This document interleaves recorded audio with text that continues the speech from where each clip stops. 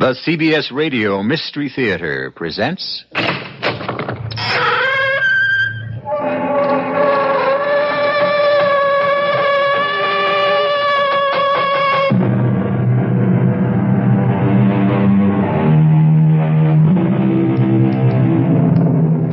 Come in. Welcome. I'm E.G. Marshall.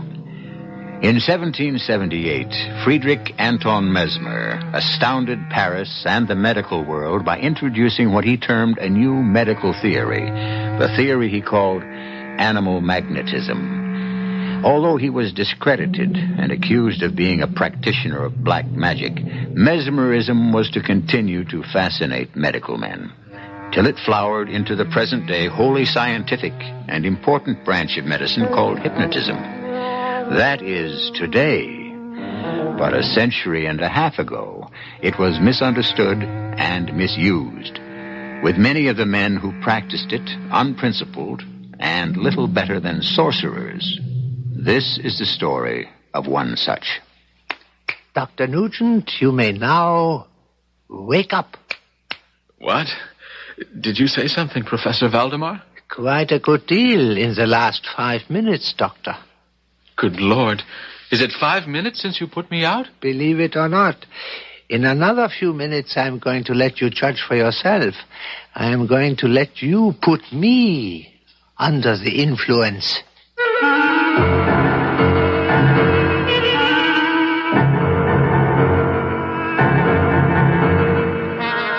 Our mystery drama, A Living Corpse, was written especially for the Mystery Theater by Ian Martin and stars Robert Dryden and Kirk Peterson. I'll be back shortly with Act One.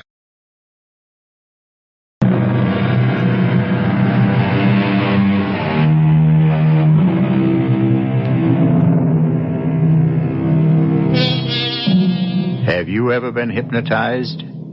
It's a strange, weird, and terrifying feeling to know that you have lost your identity, blanked out, that you have still been in your own world, and yet not of it. A powerful, benign tool in the hands of today's doctors, rigorously trained. But once, as recently as 100 years ago, it was a secret art shunned by the reputable and condemned by the devout.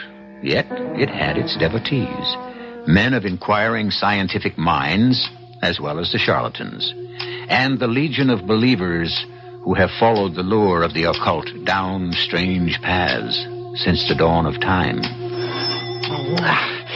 Now, who the devil is Oh, it? Professor Valdemar, it's not the police. Calm yourself, Mrs. Salisbury. No need for alarm. But for the moment, it seems we must wait to bring you relief. I will turn off the pacificator for the moment while I answer the door. Oh, if it's the police. Mrs. Salisbury, the art I practice is not illegal, however much it may be frowned upon by the know-nothings. Besides, I shall close the door to the room and leave, and you will be quite safe.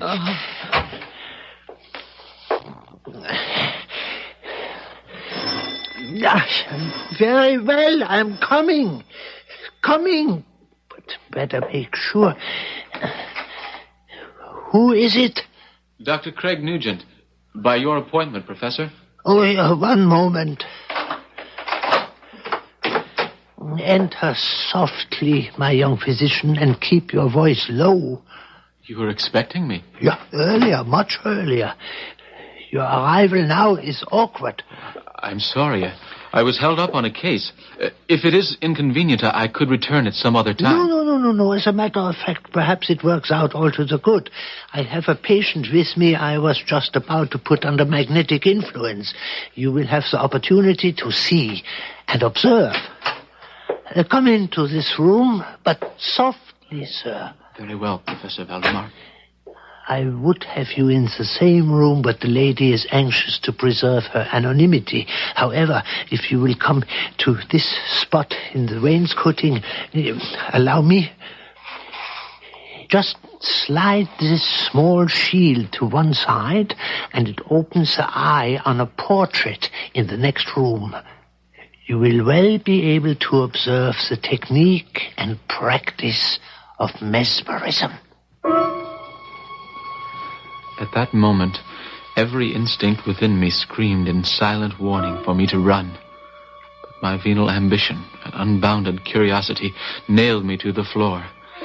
I put my eye to the back of the portrait's eye, and as clearly as if I were present in the adjoining room, I watched in jealous awe one human being attain total mastery over another. Oh, what was it? Who? Oh, nothing at all. An errand boy. I sent him packing.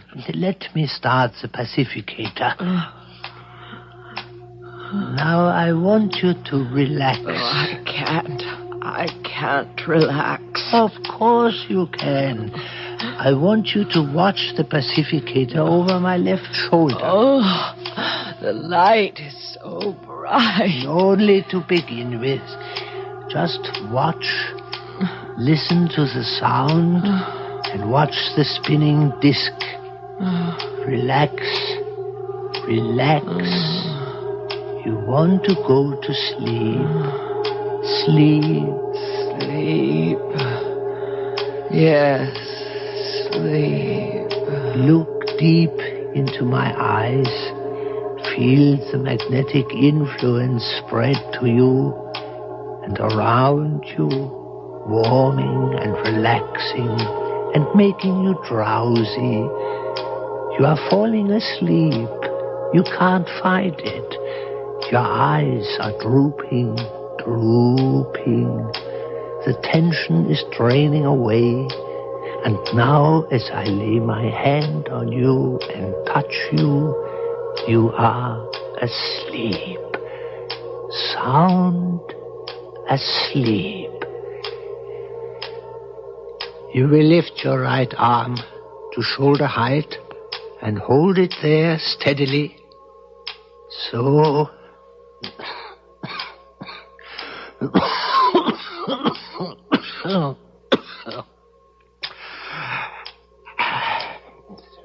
Well, Dr. Nugent, are you still there? At the peephole? You need have no fear of speaking up. She will not hear you. You're certain she won't? Just as certain as I am that she will continue to hold out her hand and arm straight from the shoulder, no matter what weight is placed on it. Yeah, observe. That heavy cold scuttle, she couldn't possibly hold that with her arm as it is. Oh, but she will, and she can. Look. That's impossible. With mesmerism, nothing is impossible. So. She need hold this no longer. The point is proven. You may put your arm down now, Mrs. Salisbury. That's right. Now, do you still have your headache? Yes, my temples are bursting. It's like a knife plunging into my brain. If I could only get some relief. You say that you would pay anything for that relief? Anything. Very well. Tomorrow, you will remember this when I wake you up. Tomorrow, you will go to the bank and take out $10,000 and deposit it in my name at the Boston Federalist. I promise I will do as you say, if you will only give me relief. I lay my hand on your brow. I pass it gently to and fro. And as I do so, the pain diminishes, till now it is gone. Yes. Oh, yes. It is gone. Oh, what joy. What peace. It will not return. When I wake you, you will know that. It will never return. It will never return. And you will forget everything we have said about the money. Till tomorrow, at 10 o'clock exactly, you will make the transaction.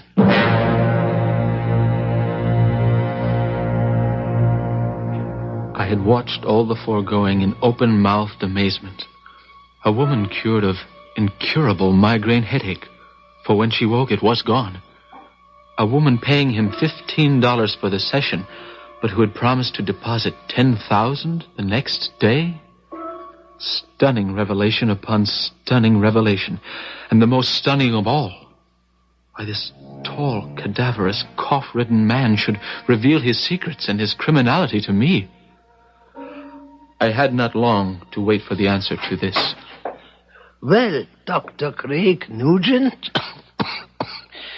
were you edified and intrigued?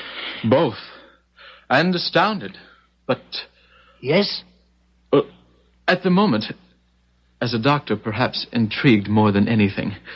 That cough of yours, sir, is that the reason you bid me here? Yes, and no. Shall we sit and talk? First, I would prefer to auscultate your chest, sir. Form some opinion of... Forget it. Wiser physicians than you have examined me. The consumption is too well advanced. My death is inevitable, and in very short order.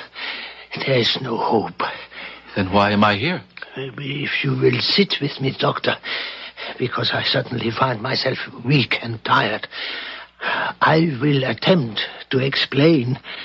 But first, let me ring for my wife. I am sure you would enjoy a glass of port as we talk. In any case, I am anxious to have you meet her. I'm sure the pleasure and the privilege is all mine. The idle phrase gagged and stung in my throat. Luana Valdemar was, as always, that vision of loveliness, scarce above my own age. Violet eyes, great and deep enough for a man to drown in, skin that seemed translucent to an inner glow, and a dark cloud of jet black hair tumbling to her waist that set my heart pounding so loudly I thought all three of us must hear it. In one first look, I was in love, enchanted and in chains. What will you have, Dr. Nugent?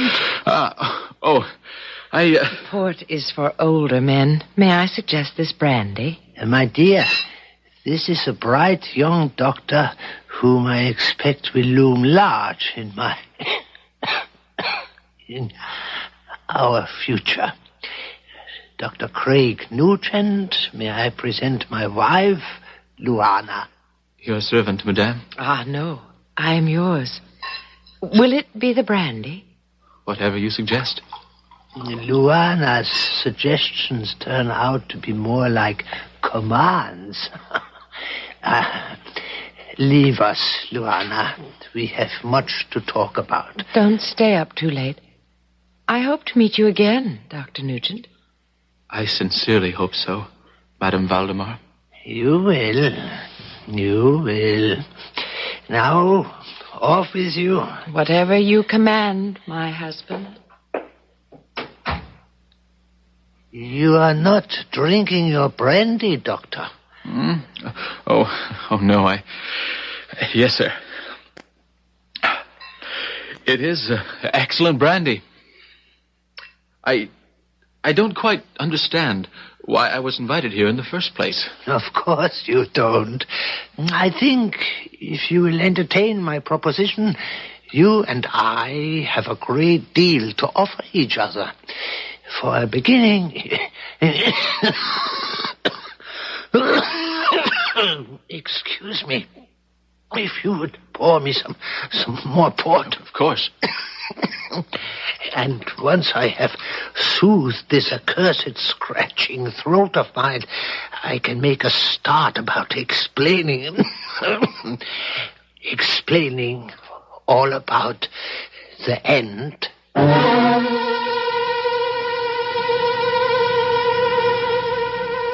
As he reaches for the glass, Professor Valdemar's tall, gaunt figure is shaken by yet another bout of the racking cough that snatches away all his breath.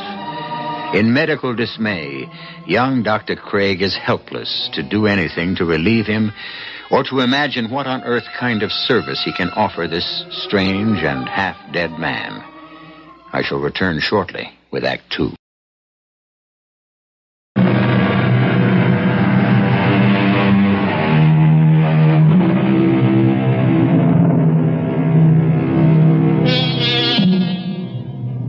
For the moment, as the smooth, mellow port seems to assuage the paroxysm of coughing by the older man, Craig has been eyeing him clinically, dispassionately. Now, suddenly, from under the shaggy brows, he finds that the professor's dark, smoky eyes are burning into his, and beyond them, to his brain. For a second, he can almost feel the world slip away from him, and then, with an effort, as he tears his eyes away, he finds himself his own man again. That's a wicked cough, Professor Valdemar. Yeah. I am beyond medical help. However, you might still help me. How would you like to know all my secrets? The study of a lifetime. You have the one thing I never had. That precious sheepskin, that open sesame to acceptance by everyone. I could never put anyone into a sleep or a trance. Oh, you could, if you knew the secret. All it takes is that. And you are prepared to tell me that? If you prove as apt a pupil as I believe you will, and on the giving of a solemn promise from you to me. I'm a little bewildered. I don't know what to say. You need not answer tonight. It is late and I am very tired. But I must know by tomorrow. For my time, well, I don't have to tell a doctor. My time is short. Must I make the promise before I learn the secret? No. Then suppose I refuse to give it after you have taught me what you know. You won't. I promise you. You won't. I left that strange house with my head spinning. I'd walked there during the twilight, but now it was almost pitch dark, my way lighted only by an occasional street lamp. I hadn't gone more than 50 yards from the door when suddenly a figure swam suddenly out of the murky gloom. Come with me. Juana! No, it's too dangerous. He might see us. not here, in the shadow of the postern gate. Oh, dear Lord. I nearly fainted when I saw you in the house tonight. What brought you there? He summoned me. What did he want? Oh, he knows about us. No, darling, no. Although he knows too much about too many things. The man is evil. He makes my flesh crawl. How could you have married him? I told you. A young girl has little say in picking a husband. I think he mesmerized both you and your father. I know he did, Papa. He left every cent to him to pursue his work. I have nothing. Well, what's done is done. I still want to know about Amadeus and why he summoned you. He had heard somehow of my interest in mesmerism. How? I don't know. Not through you. Are you mad? If he knew about us, if he even suspected I had ever met you before... Oh, it doesn't bear thinking on. How could he know? We've been so careful. Never too careful with him. He's diabolical. I have a terrible feeling he knows. And if he ever did... Well, if he ever did, what could he do? Ruin your career? Shame me as an adulteress? Oh, he has other ways to punish us and make us crawl. What other ways? You'd have to have his mind. Cruel, vicious, distorted, and half mad to imagine them. Oh, but worst of all, my darling, we'd be separated forever. No, not that. Ever. No way to stop it unless... Unless what? Unless we got rid of him, killed him somehow. No need for that.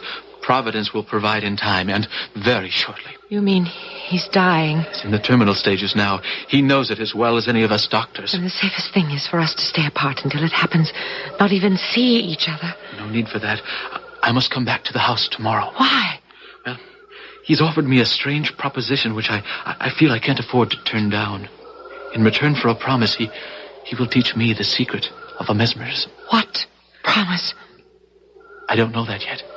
Don't listen to him. Oh, I beg you. There's no need for concern. Now, he will teach me the secrets first, before my promise, and even after I have given it. Who says I must live up to it? It's a trap. Oh, I know it's a trap. Please, Craig. At least let me find out what cheese it's baited with. Then let me make up my mind. If you can.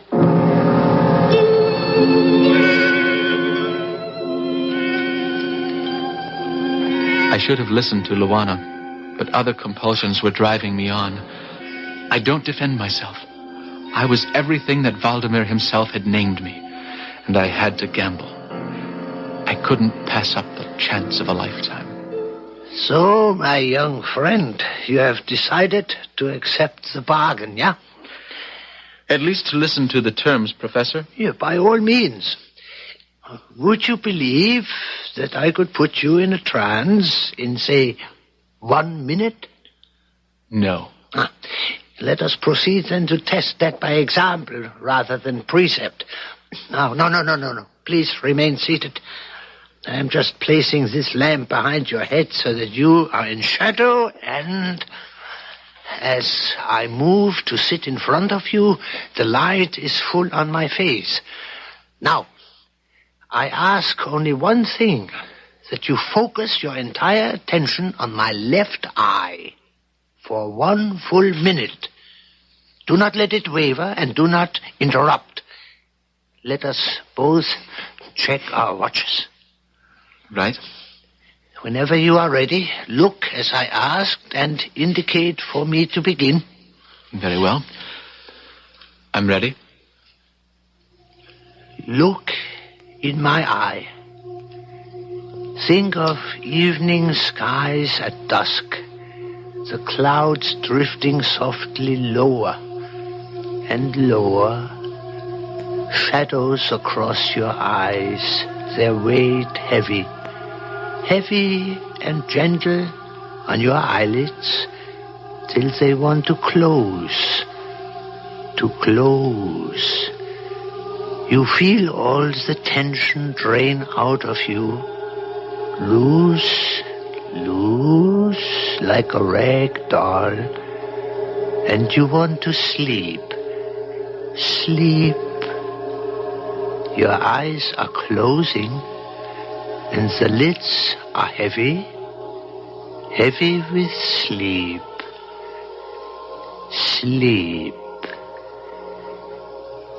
You are now fast asleep, Dr. Nugent. But I'm not. I'm not asleep at all. Huh? Of course you aren't. That's the secret, you see. I'm afraid I don't see, sir. There's no magic magnetic influence that flows to the subject. The subject is a magnet that asks for, draws that influence to himself. It is his desire that creates the trance, conscious or unconscious. He must want to be mesmerized. You did not want to be. You resisted it with all your might, didn't you? Well, naturally. I thought if it was an experiment, that was what was expected of me. It was. This time you will cooperate, or at least not fight me. I don't think you can do it, Professor Valdemar, but I will try to cooperate, if I can. Look in my left eye. Think of evening skies at dusk. The clouds drifting softly lower and lower. Shadows across your eyes, their weight heavy.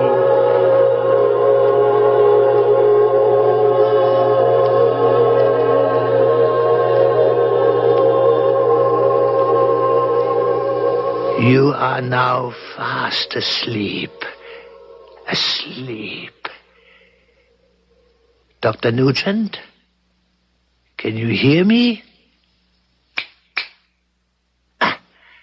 Not even the blink of an eye, huh? I could cut your throat from ear to ear for the horns you have put on my head, and you would be none the wiser. But softly, You shall be made to pay in time. First, I have a use for you. Dr. Nugent, I tell you now, you can hear me. Do you? I hear you. I suppose it would be useless to ask you to admit that you and Luana have been having an affair for months. Who is Luana? My wife. I just met your wife last night. For the first time? You introduced me to her. Aha. Very well. We shall leave that alone. For the moment. Just to prove to you that you really were in a trance and to keep you thoroughly on edge about how much you may have revealed, I want you to forget all of this conversation, including what I am about to tell you. At 6 this evening, you will take off your left shoe and bring it or give it to my wife, saying, "A bouquet of roses because I love you, and to hell with the old fool who does not know what is going on." You will remember, Dr. Nugent? Yes. You may now wake up. What? Did you say something, Professor Valdemar? Quite a good deal. Did you really put me out? Believe it or not, I'm going to let you judge for yourself. I'm going to let you put me under. But first, it is time for me to ask for my payment and your promise. I hope I can deliver. So do I.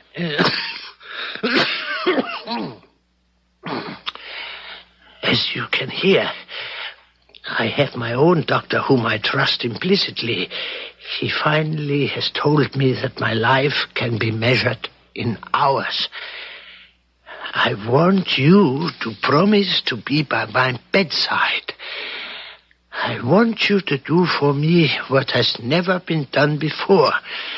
I want you to mesmerize me in articulo mortis, in the act of death.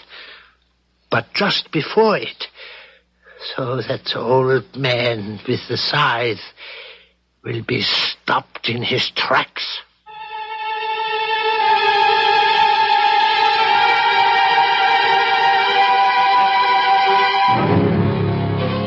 In momentary stupefaction, Dr. Craig Nugent hears and tries to absorb this amazing request. Stirring and moiling beneath his frozen amazement at the audacity of the conception, a barrage of questions, speculations, revulsions, and doubts struggle for expression and cry out for answers. I'll return shortly with Act 3.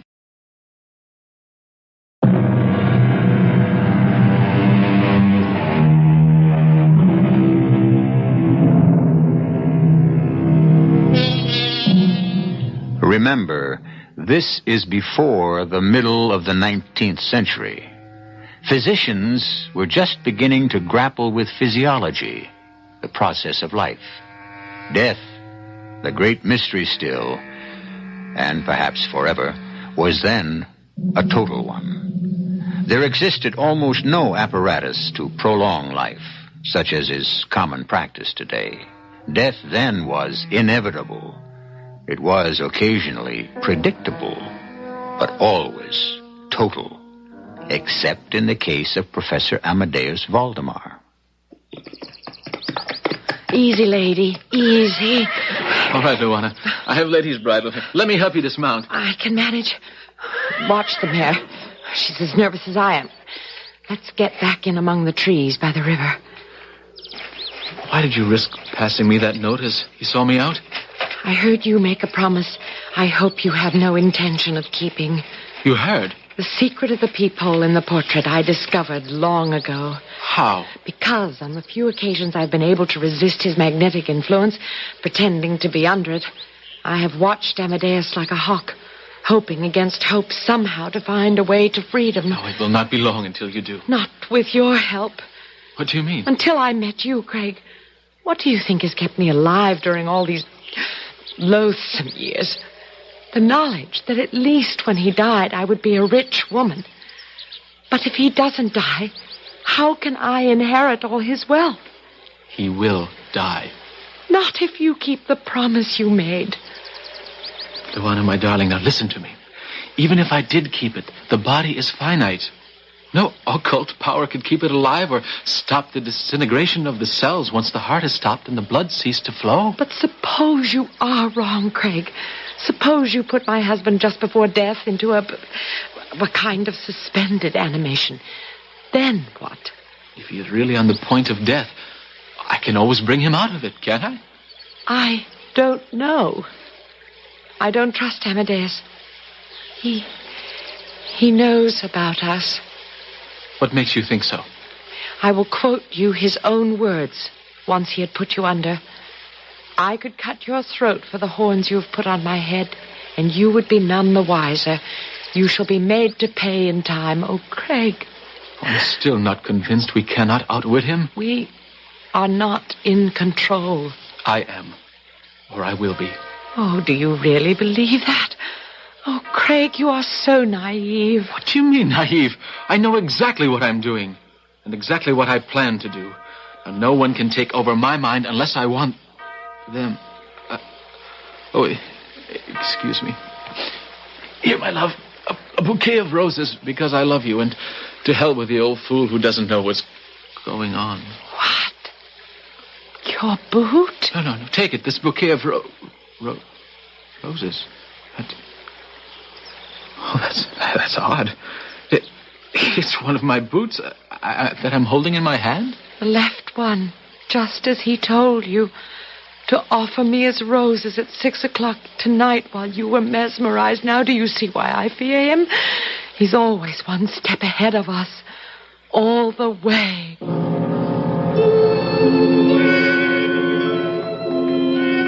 The next 10 days passed in a strange torpor, a dream-like state that paralyzed all thought and made me function like an automaton, session after session with the professor, perfecting the techniques of mesmerism, both the establishment of the trance and then the careful methods of bringing the patient out of it. No mention of anything beyond the clinical, except the closing question each time. You still do solemnly promise before death takes me that you will put me under the influence? My automatic reply, yes, sir, Professor. I do solemnly promise. Until, finally, the fatal day arrived and the messenger came to fetch me to fulfill my given vow.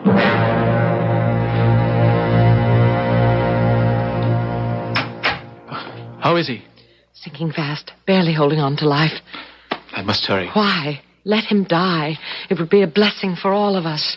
I can't do that, Luana. You realize if you keep him legally alive that I am left with nothing? You have me. I don't have you. I can't have you as long as I'm married to Amadeus. We can go on as before. No, we can't. Not even if I wanted to. People will be watching us now. But I love you. How can you and make of me what you planned to? A nurse to a living corpse, tied hand and foot to its service night and day. You keep him alive, and I might as well be dead forever as far as you are concerned. I climbed the stairs, outwardly calm, but inwardly a seething storm of emotion and indecision. At the open door to the bedroom, I stopped. That you, Nugent? Yes, Professor? Where in the name of conscience have you been? You still wish to be mesmerized? Wish? I command it by virtue of our compact and your sacred and solemn promise. Which I might choose to break? Oh, no, my dear doctor. I told you you will keep that promise. If you entertain any notion of not doing so, I have made certain provisions to make you weigh your decision carefully. What provisions? My affairs are in the hands of my solicitor. Not one penny goes to my wife by virtue of an early marriage settlement, except an amount enough to maintain my body in suspended animation with her as its keeper. How can you demand such a monstrous thing? How could you, with your young body and easy morals, have done such a monstrous thing as steal her from me? I beg you to understand it was not her fault. I have no time to listen to your side.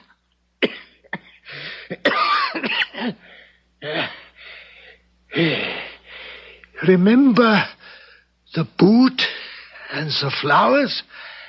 Yes? You mean... How can you even speculate on what post-mesmeric suggestions I have implanted in your brain during our sessions? You see, I have thought of everything. And now, make haste. The shadows are gathering. Hurry, and do what you have been trained to do. Within 5 minutes, I could perceive unequivocal signs of the mesmeric influence. The glassy roll of the eye was exchanged for that unique expression of uneasy inward examination. With a few lateral rapid passes, I made the eyelids quiver, as if in incipient sleep, and then closed them altogether. I then stiffened the limbs of the sufferer, the legs at full length, the arms nearly so, the head slightly elevated. Is he dead? By all the vital signs, pulse, respiration, the contraction of the heart, I would say yes. No, wait a minute. Look at him. At his mouth. He is moving. He isn't dead, but...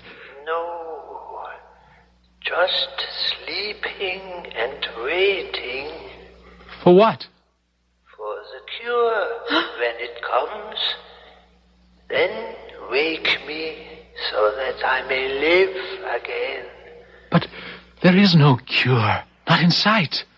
So much the worse for you and your beloved.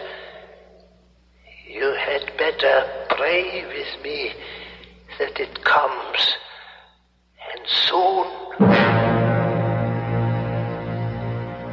So, you chose your precious conscience over me. Hush.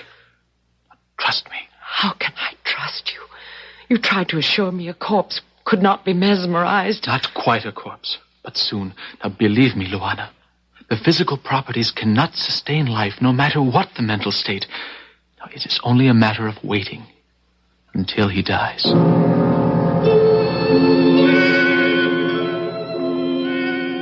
And wait we did, hour succeeding hour, day succeeding day, and week and month, until finally it had to be faced. Moribund the professor might be. Dead he was not, nor would be till brought out of trance.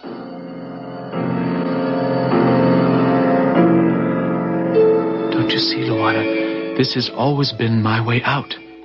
If the worst came to the worst, physiologically there is not enough strength to maintain life. Now, at last, with a clear conscience, I can do what I never promised not to do.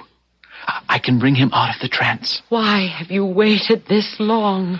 I could assign many reasons, but suddenly I realize I don't quite know. Only that we wait no longer. Professor Valdemar, can you hear me? Yes? Are you asleep? No, not asleep. What then? Dead or alive? Somewhere in between. What are you waiting for? A cure. There is no cure, and we cannot wait. I'm calling you back. Are you so sure? You were the teacher. You taught me how. I also never stinted on the warning. What warning? That there is no trick. It all depends on the subject, on his will, what he is willing to do. Without his will, you have no control. No control.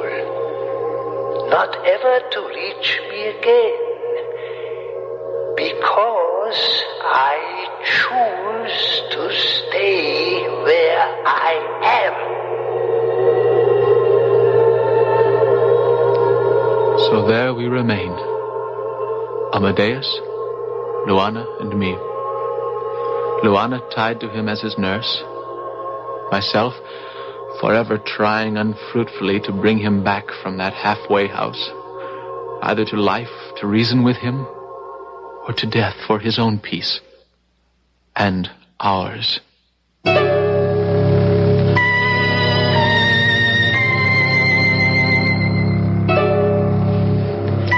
In the Hall of Records, having heard this strange tale, I busied myself to look up the principals. The records are fragmentary and incomplete.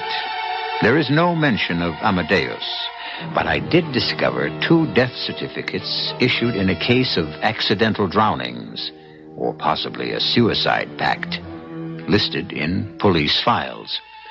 The names were Dr. Nugent and a woman identified only as a Mrs. Valdemar. Close enough to prove or disprove our story? Does it matter? I'll be back shortly.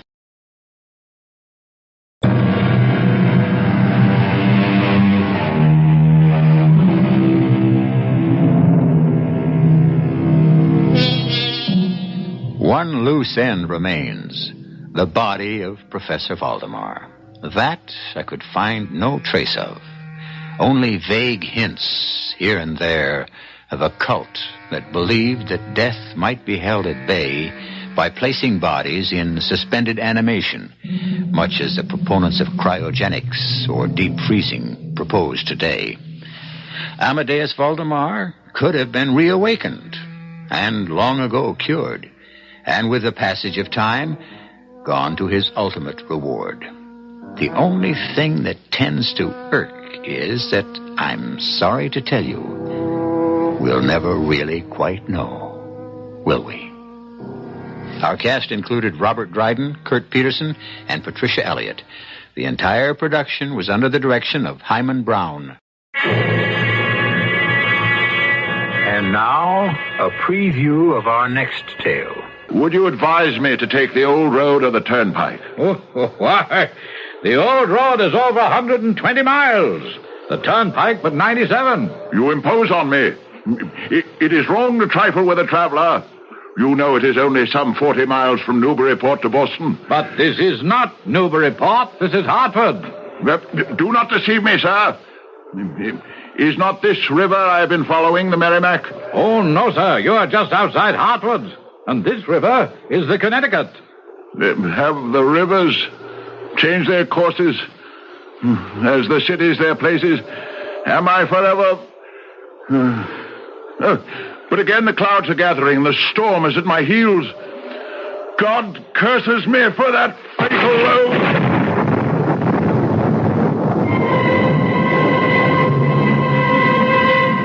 This is E.G. Marshall inviting you to return to our Mystery Theater for another adventure in the macabre. Until next time, pleasant dreams.